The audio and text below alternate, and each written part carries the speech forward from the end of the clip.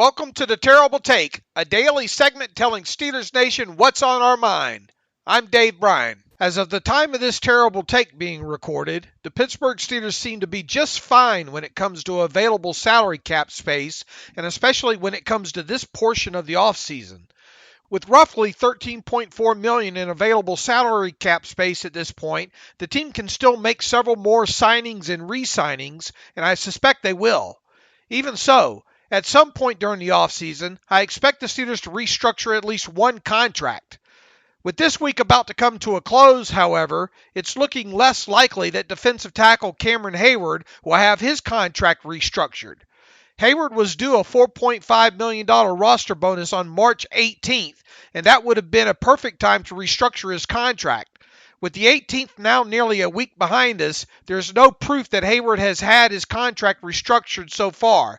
If news of that doesn't surface by Saturday, I think it'll be safe to assume that he was paid his $4.5 million roster bonus without a restructure happening. Now, assuming Heyward's contract wasn't restructured this past week, that doesn't necessarily mean that the Steelers still couldn't do that later in the offseason.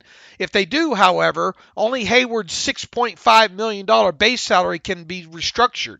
So, instead of the Steelers clearing nearly $6.6 million in 2022 salary cap space had they restructured his contract before paying him his $4.5 million roster bonus, they would instead clear nearly $3.6 million in 2022 salary cap space by waiting to restructure his contract later in the summer.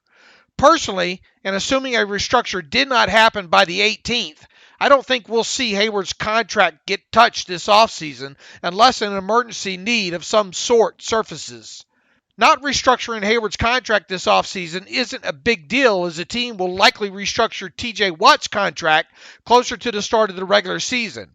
Such a restructure of Watt's contract could free up as much as $17.2 million in 2022 salary cap space. They might not even need to do a full restructure either.